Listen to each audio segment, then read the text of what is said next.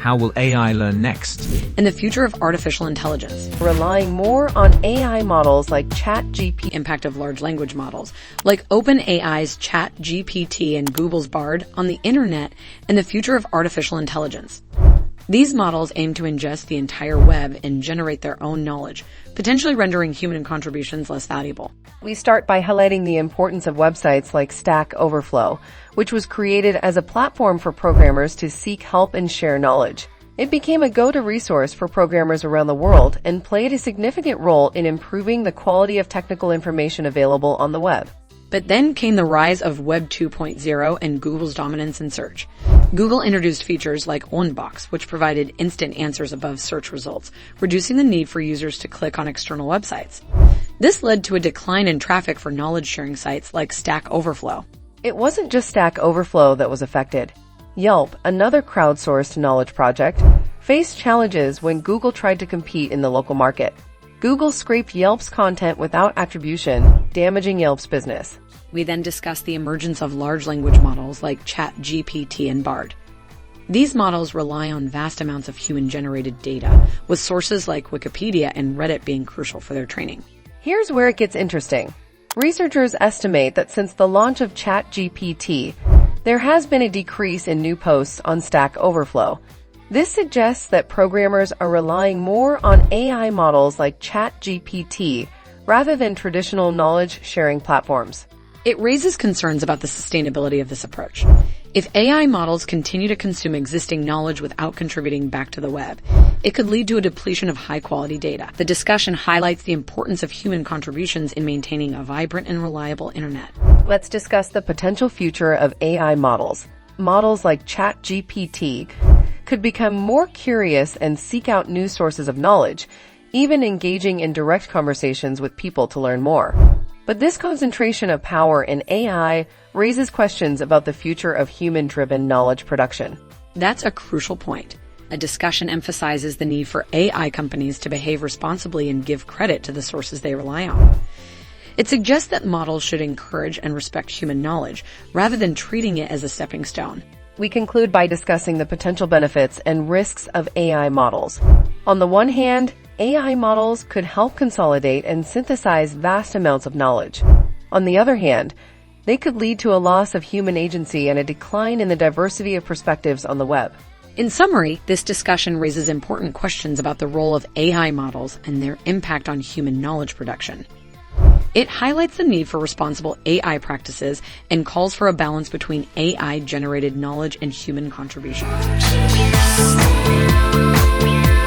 We've built a giant treadmill that we can't get off. Sci-fi prophet and author Ted Chang discusses his views on how best to think about AI. From the publication of Frankenstein in 1818 to modern pop culture references like Black Mirror and The Terminator, stories of technological advancement and catastrophe have captivated our imaginations. Ted Chiang, a renowned science fiction author, has delved into this topic in his works. His stories often involve characters grappling with the limits of humanity and seeking transcendence through technology. Chang understands our desire to anticipate and understand the consequences of our inventions. In recent years, Chang has been explaining complex topics like generative AI and ChatGPT in viral essays for The New Yorker. His ability to make these concepts accessible to the average person has made him a prominent voice in the tech discourse of 2023. Chang's early influences include reading Isaac Asimov's science fiction and popular science writing. Asimov's distinction between fact and fiction helped Chang clarify his own interests in science and speculative fiction. He started writing and submitting short stories in high school, and his career has been marked by numerous awards and acclaim. When asked about his connection to tech news, Chang admits that he doesn't keep up with it systematically. However, he acknowledges that it's hard to avoid hearing about AI these days. As for being an early adopter, Chang explains that he's not one for most technologies. He's more interested in new software if it solves an actual problem he's facing. Chang's relationship with The New Yorker began with them approaching him to write about Chinese characters. He was surprised that they had even heard of him, given the divide between science fiction and the literary establishment. When it comes to writing these explainers about AI, Chang admits that he's not super comfortable with the journalistic format. He sees them as attempts to make arguments rather than just straightforward explanations. Chang points out that personifying AI makes for a more dramatic story, but it doesn't accurately represent the complexity of these systems. He suggests that stories about the effects of bureaucracy and systems crushing people are more applicable, but they are harder to summarize and make memorable. Chang admits that he personally watches films and shows like Black Mirror if the reviews are good. However, he emphasizes that his interest lies in evaluating the merits of something fairly, without assuming that new always means better. He questions the financial incentives of those promoting new technologies and their motivations to convince us of their superiority. In one of his short stories, Chang explores a universe where humans coexist with superintelligent entities they created. This story challenges the notion of transcendence and highlights the difficulty of predicting who will actually achieve it. Chang believes that in our current reality, there are no superintelligent machines, but rather vast systems of control. Our entire economy is like a giant treadmill that we can't stop, and we keep building tools that reinforce this system. When asked if his work on AI is preparation for a future short story, Chang clarifies that it's not. He sees his writing as separate from his exploration of the current situation with AI.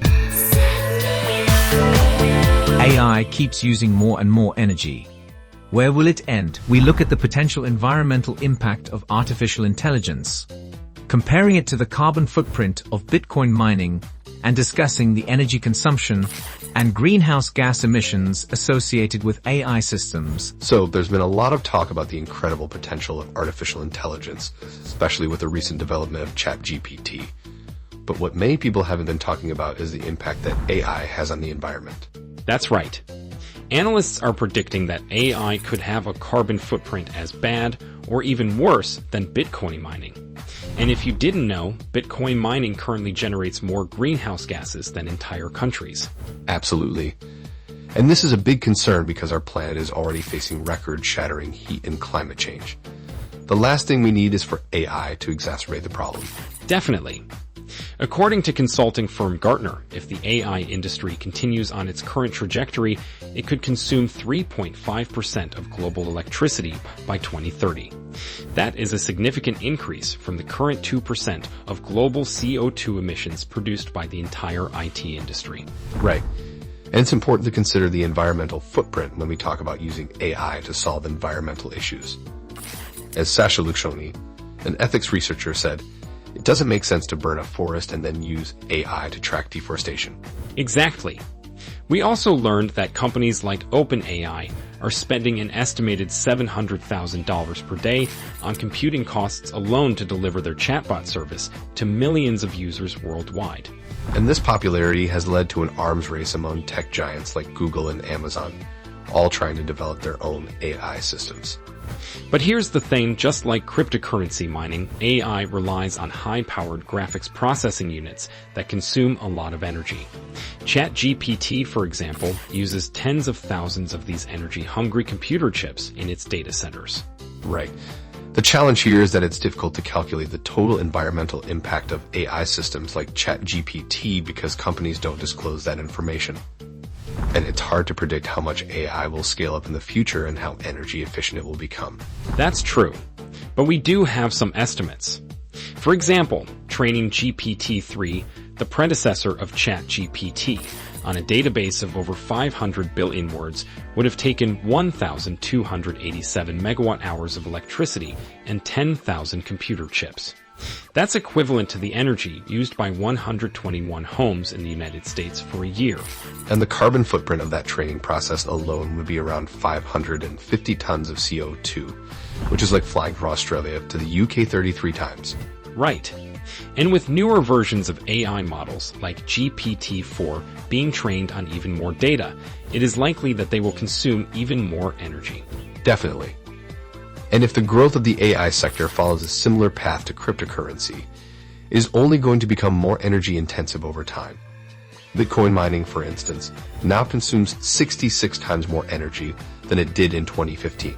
Yes, and the energy consumption is so high that China and New York have banned cryptocurrency mining altogether.